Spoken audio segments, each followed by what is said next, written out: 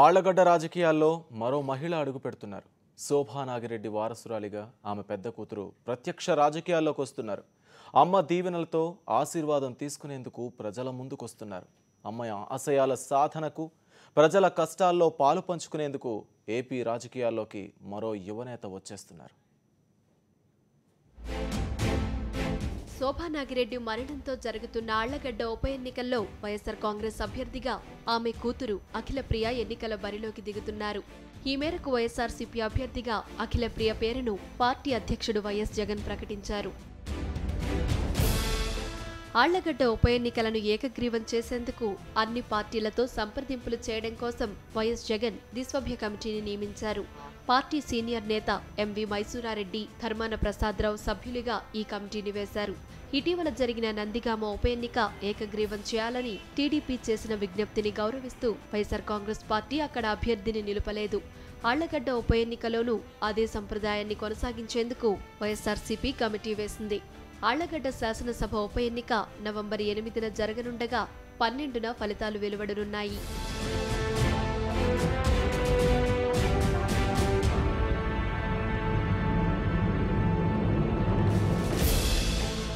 ఇటీవల సార్వత్రిక ఎన్నికల సమయంలో శోభా నాగిరెడ్డి ప్రచారం ముగించుకుని ఇంటికి వస్తుండగా కారు ప్రమాదంలో మరణించిన విషయం తెలిసిందే. శోభా నాగిరెడ్డి దివంగతులయ్యాక ఆళ్లగడ్డ ఎన్నికల్లో అఖండ విజయం సాధించి దేశంలోనే అరుదైన రికార్డు సాధించారు కూడా.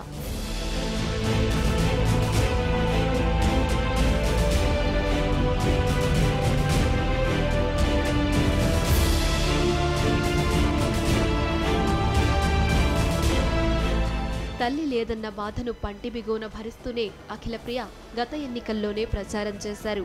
అమ్మకు మద్దతుగా నిర్వహించిన ఎన్నికల ప్రచారంలో అడుగడుగునా ఆళ్లగడ్డ ప్రజలు బ్రహ్మరథం పట్టారు. మనసారా ఆశీర్వదించారు, మంగళహారతులు పట్టారు. అఖిలప్రియలో శోభమ్మను చూసుకున్నారు.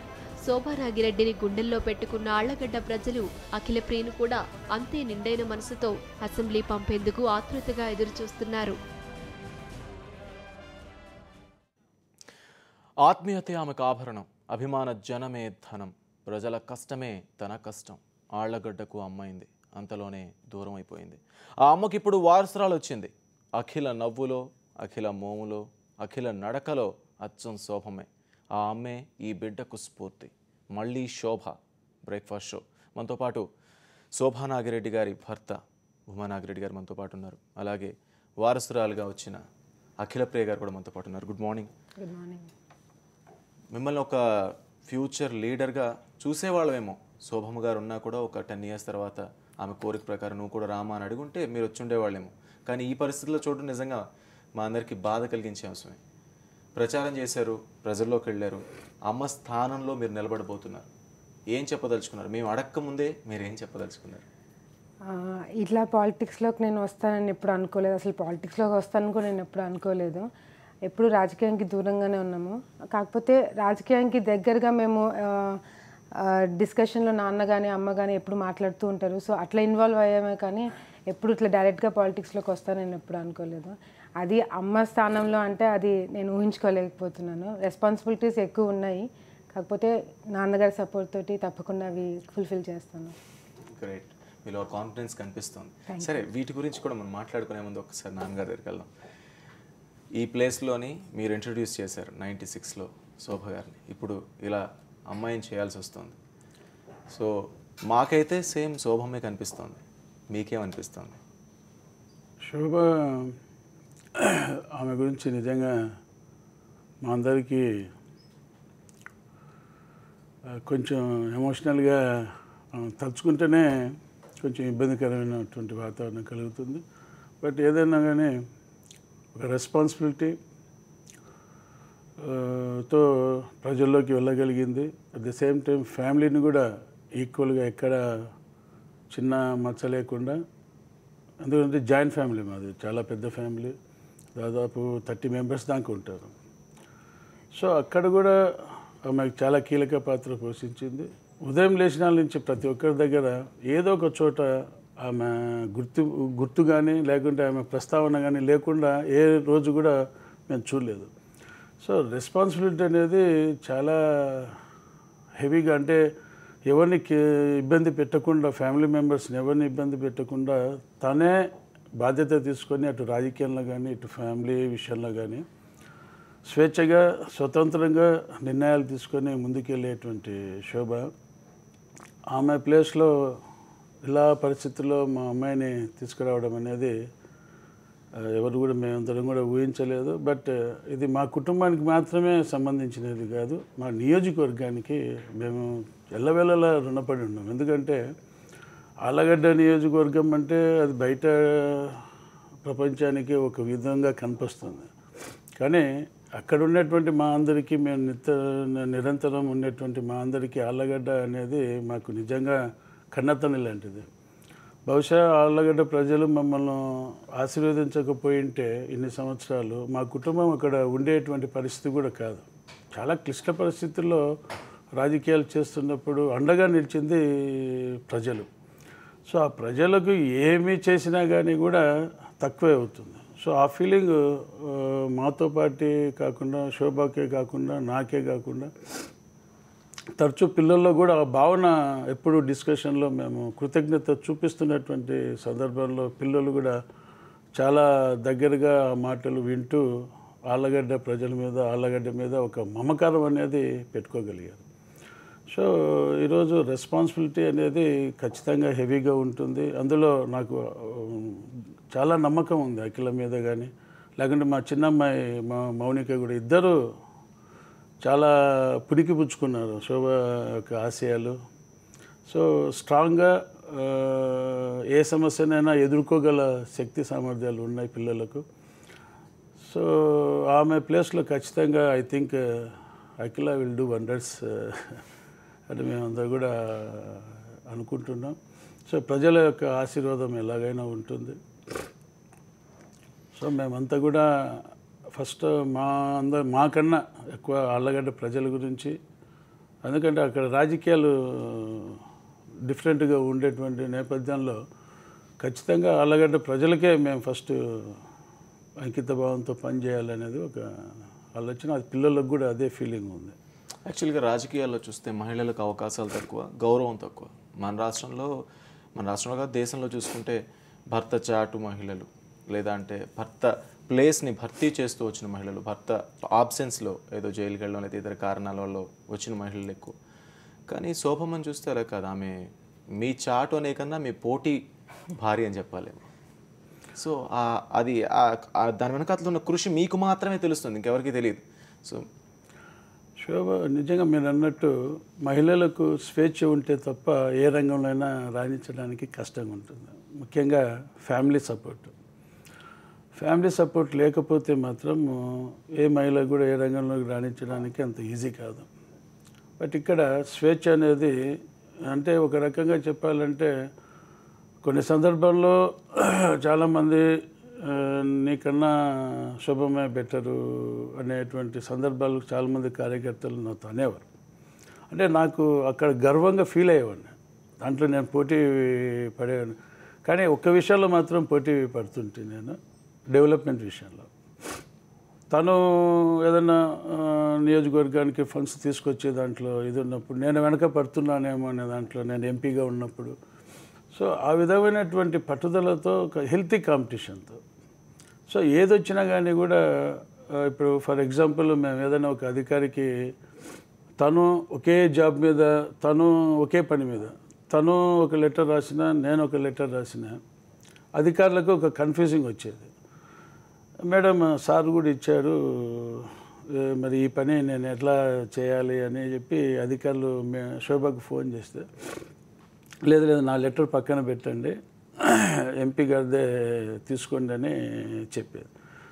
అదే అధికారి నాకు ఫోన్ చేస్తే లేదు నా లెటర్ పక్కన పెట్టండి, శోభమ్మదే గౌరవించండి అని ఇట్లా పరస్పరంగా షేర్ చేసుకుంటాం. ప్రతి ఇష్యూలో మార్నింగ్ లేస్తేనే ఏదైనా టెన్షన్ ఉన్నప్పుడు, ఏదైనా పరిష్కారం కానీ సమస్యలు ఏదైనా ఉన్నప్పుడు చర్చించుకుంటాం. సో ఆ చర్చ బిఫోర్ ఆ ఇష్యూ మాకు ముందుకు రాకముందే ఆ చర్చ జరిపిన తర్వాతనే ఆ ఇష్యూలోకి పోయి కూర్చుంటాం. సో కొన్ని చోట్ల ఉంటే కొంతమంది స్వార్థమైనటువంటి రాజకీయంగా కొంతమంది కార్యకర్తలు కొందరు ఉన్నారు. వాళ్ళు ఏం చేస్తారు, నేను లేనప్పుడు తన దగ్గరకు వస్తారు, అది చూసుకొని ఒకే ఇంట్లో ఒకే ఆఫీసు. సో నేను ఒక 10 నిమిషాలు ఇంట్లోకి వెళ్తే వాళ్ళు వచ్చి శోభతో ఒక లెటర్ తీసుకుపోవడం. సో శోభ లేనప్పుడు నా దగ్గరికి వచ్చి 10 నిమిషాల్లో ఉంది. అట్లా కొంత అయోమయమైనటువంటి పరిస్థితులు ఏర్పడింది. సో అప్పుడు నేను ఆళ్ళగడ్డ విషయంలో నేను జోక్యం కల్పించుకోను. సో మొత్తం కంప్లీట్గా నువ్వే చూసుకోవాలి ఏదన్నా కార్యకర్త. ఎందుకంటే కార్యకర్తలు రకరకాల కార్యకర్తలు. మనం చేసేటువంటి మంచి ఎక్సర్సైజ్లో ఏ కార్యకర్త కూడా ఇబ్బంది పడకూడదు. మన అడ్మినిస్ట్రేషన్లో కార్యకర్తలు ఇబ్బంది పడితే ఇంకా మనం చేసే పనులన్నీ కూడా వృధా అవుతాయి.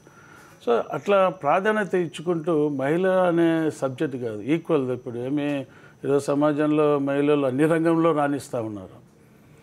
సో వాళ్ళకు ఇంపార్టెన్స్, గౌరవం అనేది ఎంత ఇవ్వగలిగితే అంత ఫోకస్గా మనల్లో మన ఫ్యామిలీనే కాకుండా మన యొక్క ఆశయాలను కూడా కాపాడేటువంటి పరిస్థితుల్లో వాళ్ళు ముందుకు వెళ్తారనేది ఒక ఆలోచన. అమ్మలో సేవ చేసే గుణం ఉంది, ఇంకా ప్రశ్నించే తత్వం ఎప్పుడూ ఉంది. తప్పు ఎక్కడ జరిగినా ప్రశ్నించడం, తప్పు జరిగిన చోటు నుంచి వెళ్ళిపోవడం, అక్కడ ఉండడం ఇంకా లేదు, ప్రశ్నించడం వెళ్ళిపోవడం రెండు అమ్మలో జరిగాయి. సేవ చేసే గుణం, ఈ రెండు కూడా ప్రేమతోనే సాధ్యం. అంటే అమ్మ అనే ఒక పాత్ర పరిపూర్ణంగా నిర్వహించగలిగితే ఇది సాధ్యం అవుతుంది. ఇది మీకు ఖచ్చితంగా సవాల్ లాంటిదే. సో ఈ సవాల్ని ఎలా స్వీకరిస్తున్నారు? ఈ సవాల్ని నేను ఖచ్చితంగా నెరవేర్చగలనని నమ్మకం మీలో ఉందా? ఉందండి. ఎందుకంటే చిన్నప్పటి నుంచి మమ్మీని డాడీని అంటే వాళ్ళు పాలిటిక్స్ ఉండడం చూసాము, వాళ్ళు ఎట్లా చేస్తున్నారు ఏం చేస్తున్నారో చూసాము. అంటే నేను ప్రజలకి పొలిటికల్గా కాకుండా ఎప్పుడు ఏదో ఒకటి చేయాలనే ఆలోచన ఉండేది, కానీ డైరెక్ట్గా పొలిటికల్గా చేయాలని ఎప్పుడు అనుకోలేదు. సో ప్రజలకి మంచి చేయడం ఇంపార్టెంట్, అది పొలిటికల్గానా ఇండైరెక్ట్గానా అది వేరు. సో ఐ థింక్ అది నేను ఫుల్ఫిల్ చేయడంలో ప్రాబ్లం ఏం లేదు. ఖచ్చితంగా ఆ ప్లేస్లోకి యాజ్ ఇట్ ఈస్గా నమ్మకం తప్పకుండా వెళ్తాను. నైస్. ఆ కాన్ఫిడెన్స్ మీలో కనిపిస్తే చాలు, నియోజకవర్గ ప్రజలు మిమ్మల్ని శోభవన్మోనే పిలుస్తారు, అఖిల ప్రియ అని మర్చిపోతారేమో. ఇక అంటే రాజకీయాల్లో ఉన్న మహిళలు సాధారణంగా అవమానపడి బాధపడి కొన్ని సందర్భాల్లో ఎవరికి చెప్పుకోలేక ఇలాంటి పరిస్థితుల్లో భర్తతోనో తండ్రితోనో చెప్పుకుంటారు. అలా బాధపడిన సందర్భాలు శోభం ఏమైనా ఉన్నాయా? అలా శోభం బాధపెట్టిన సందర్భాలు ఏమైనా? ఇది శోభను ఫస్ట్ పొలిటికల్గా ఇంట్రడక్షన్ చేస్తున్నప్పుడు ఫస్ట్ చాలామంది ఏదో డమ్మీగా తీసుకొచ్చి పెడుతున్నారు అనేటువంటి భావన చాలామందిలో కలిగింది. తర్వాత ఆమె మమ్మీ అయినటువంటి విషయం తర్వాత చూసుకుంటూ వస్తున్నప్పుడు చాలా గర్వంగా ఉంది. ఇక్కడైతే రాజకీయాల్లో ఏ రంగంలో అయినా కూడా అప్స్ అండ్ డౌన్స్ ఖచ్చితంగా ఉంటుంది. అందులో ఇది పొలిటికల్ అనేది కాంపిటేటివ్ స్పిరిట్తో ముందుకెళ్ళేటువంటి ప్రత్యర్థులే కాదు, ఈ మన ఇంట్లో కూడా విమర్శలు వచ్చేటువంటి పరిస్థితులు వచ్చాయి. అది కొంచెం శోభ ఎంత స్ట్రాంగ్గా ఉన్నా కానీ కూడా చాలా సెన్సిటివ్. మళ్ళా నేను కూడా బాధపడకూడదు, ఆ ఇష్యూ నాకు చెప్పకుండా తను పెట్టుకొని ఆ సమస్యను పరిష్కారం చేసేటువంటి ప్రయత్నం చేస్తుంది. ఇంకా పరిష్కారం కానిటువంటి పరిస్థితులు వచ్చినప్పుడు బొల్లున ఏడ్చేసి నాకు ఇట్లా జరిగిందని చెప్పేస్తుంది. సో అలాంటి సంఘటనలు చాలా జరిగినప్పుడు ఓపికతోనే దాన్ని తెలివిగా, ఎందుకంటే మనకు గోల్ ఒకటి ఉన్నప్పుడు ఇటువంటి అన్నీ కూడా చాలా చిన్నగా కనపడాలని ఒక డెసిషన్కి వచ్చినప్పుడు ఆ కష్టాలు అన్నీ కూడా తన లైఫ్లో ఎప్పుడు కూడా టెన్షను కష్టాలే అనుభవించింది. నాకు తెలిసి నా జీవితంలో సుఖాలు ఎక్కడ మేము అనుభవించినట్టు దాఖలు లేవు. సో ఎప్పుడు టెన్షన్స్, బాధ్యతలు, తీసుకునేటువంటి బాధ్యత ఎక్కడ నెరవేర్చలేము అనేటువంటి ఒక ఫీలింగు ప్రతి ఒక్కరిలో ఉండేది. ఒకానొక సందర్భంలో నాకన్నా కొంచెం ఫాస్ట్గా వెళ్ళిపోతుంది. నాకు ఎక్కడైనా సమస్యలు వస్తున్నాయంటే ముందుగానే దాన్ని పసిగట్టి చర్చల ద్వారా అయితే ర్యాప్ బాగా మెయింటైన్ చేస్తుంది. అది ఎలా సాధ్యమవుతుందో నాకు కూడా తెలియదు, కానీ ఎక్కడో దూరపు బంధువులను ఎక్కడన్నా ఉన్నా కానీ కూడా వాళ్ళతో టచ్లోకి వెళ్ళి వాళ్ళ యోగక్షేమాలు కనుక్కొని నీకేమైనా ఇబ్బందులు ఉంటే రండి. ఫ్రెండ్స్ని కూడా ఆశ్చర్యం, తనకు అంత టైం, అంత బిజీ లైఫ్లో కూడా అంత టైం ఎలా కేటాయించుకుంటుందో తెలియదు. జర్నీలో మాత్రము స్టార్ట్ అయిన అవర్ నుంచి అంటే డెస్టినేషన్ వచ్చేంత వరకు ఫోన్లో ఫుల్ కాంటాక్ట్స్లో ఉంటుంది. సో నిరంతరం ఆమె వెళ్తున్నటువంటి పరిస్థితుల్లో ఖచ్చితంగా చాలా వచ్చాయి. కొన్ని చెప్పలేం కానీ అవుట్ స్పోకెన్గా కొన్ని చెప్పలేం కానీ ఇన్నర్గా పార్టీ పరంగా ఎన్నో సమస్యలు వచ్చినప్పుడు దాన్ని మీ దగ్గర చెప్పుకోవడము, బాధపడము, ఓదార్పు అంటే ఆమెను ఓదార్చేంత శక్తి నాకు లేదు కానీ మీ దగ్గర నుంచి ఓదార్పు కోరుకుంటారు కదా. నాకు కోరుకుంటారు. బట్ ఎక్కువ ఆ ఛాన్స్ నాకు ఇవ్వదు ఆమె. మిమ్మల్ని ఓదారుస్తారు. అంటే సాధారణంగా మిమ్మల్ని ఇద్దరిని చూసినప్పుడు కూడా ప్రచారంలో కూడా మీలో టెన్షన్ కనిపించేది కానీ ఆవిడలో ఎప్పుడు టెన్షన్ కనిపించలేదు మాకు. మీ ఫేస్లో ఏ సమస్యలు ఏవో ఉన్నాయి లేదంటే ఏదో ఒక ఇష్యూ మీద ఆయన ఏదో ఆలోచిస్తున్నారు అనిపించేది తప్ప ఆవిడెప్పుడు చాలా ప్రశాంతంగా ఈ స్ఫురత్ బ్రుకుటి అంటారు దీన్ని, ఇలా ముడుచుకొని ఉండేది. చాలా తక్కువ కేసుల్లో ముడుచుకొని కనిపించేది. ఎప్పుడు ప్రశాంతంగా మాట్లాడుతున్నప్పుడు సీరియస్ ఇష్యూ మీద మాట్లాడుతున్నప్పుడు ఇట్లా అంటారు తప్ప ఎప్పుడు చాలా ప్రశాంతంగా ఉండేది. అది ఎలా సాధ్యమైందనేది మిమ్మల్ని అడుగుతాను, ఒక్కసారి అమ్మాయిని అడుగుతాను. ఎందుకంటే వాళ్ళ షో అమ్మాయిది, ఫస్ట్ లైవ్ షో కదా, ఆమెకి ఎక్కువ ఛాన్స్ ఇవ్వాలి. అమ్మా నాన్నలు రాజకీయాల్లో ఉన్నారు, ఫ్యామిలీ వైపు నుంచి తాత చాలామంది రాజకీయాల నుంచి వచ్చిన వాళ్ళే. ఫ్యామిలీలో చాలామంది పిల్లలకి వాళ్ళ పరిస్థితులను చూసి తాత నాన్న ఏం సుఖం లేదని ఒక విరక్తి ఉంటుంది బేసికల్గా చాలామందిలో. అండ్ దట్టు అమ్మ ప్రజాసేవకు వెళ్ళి తిరిగి రాలేదు. సో మీకు అలాంటి ఎక్కడైనా నేను ఇందులో ఉండకూడదు, నేను రాకూడదు అనిపించిందా? లేదు ఇందులోనే ఇదే కరెక్ట్, అమ్మ వెళ్ళిన మార్గమే కరెక్ట్ అనిపించింది? అంటే స్టార్టింగ్లో నాకు నేను స్కూల్లో ఉన్నప్పుడు అట్లా మేబీ అనిపించేది. ఎందుకంటే వాళ్ళు ఎక్కువ మాతో టైం స్పెండ్ చేసేవాళ్ళు కాదు. చిన్నప్పటి నుంచి హాస్టల్లోనే ఉన్నాం నేను చెల్లి. సో ఆ టైంలో అనిపించింది. కానీ అమ్మ ఇన్సిడెంట్ అయిన తర్వాత ఎప్పుడు అట్లా అనిపించలేదు నాకు. అమ్మది యాక్సిడెంట్ అయిన తర్వాత దానికన్నా ముందు మేము చేసిన క్యాంపెయినింగ్ డిఫరెంట్గా అనిపించింది.